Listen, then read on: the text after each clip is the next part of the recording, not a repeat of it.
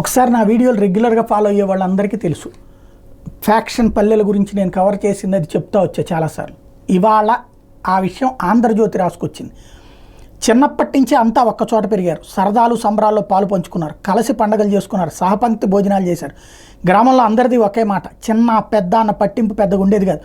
35 ఏళ్ల క్రితం ఎన్నికల సందర్భంగా జరిగిన ఒక చిన్న గొడవ ఆ గ్రామాన్ని చిన్నాభిన్నం చేసింది. ఆ గొడవ చినికి గాలివానగా మారి పచ్చటి పల్లెటూరిని రావణ కాష్టం చేసింది. అప్పటి వరకు ఆప్తులుగా ఉన్నవారే ఒకరినొకరు చంపుకున్నారు. పగతో సొంత అన్నలే చెల్లెల మాంగళ్యాలను తెంచేశారు. కేసుల్లో ఇరుక్కుని మగవాళ్ళు జైలు పాలయ్యారు. మగదిక్కు లేక మహిళలు పిల్లలు ఎన్నో బాధలు పడ్డారు. సాగు చేసేవారు లేక పొలాలు బీడుగా మారిపోయాయి. ఓ చిన్న గొడవ కారణంగా ఏకంగా ఓ తరమే ఎంతో నష్టపోయింది. తండ్రుల ఆవేశానికి పిల్లల శిక్షణ పెంచారు. పల్నాడు జిల్లా పిడుగురాళ్ల మండలంలోని జూలకల్లు గ్రామం విషాదగాథ ఇది. ఆ గొడవలు గుర్తొస్తే నేటికి ఆ ఊరి ప్రజలు వణికిపోతున్నారు. అలాంటి గొడవలు మళ్ళీ ఎప్పుడు జరగకూడదని కోరుకుంటున్నారు. ప్రస్తుతం గొడవలతో అట్టుడికిపోతున్న పల్నాడు పల్లెలను చూస్తుంటే చిత్రమైన జూలకల్లు జీవన చిత్రం కళ్ళ ముందు కనబడుతుంది. ఎస్, ఆంధ్రజ్యోతికి శబాష్. రాయండి, ఈ వార్తలు రాయండి. ఎప్పటికన్నా మళ్ళీ రేపు పొద్దున కౌంటింగ్ రోజున తన్నుకోకుండా, 1వ తారీఖు నుంచి తన్నుకోకుండా, తర్వాత ప్రాణాలు తీసుకోకుండా, జీవితాలు నాశనం చేసుకోకుండా చూడండి. మీడియా అనేది బాధ్యతగా ఉండాలి.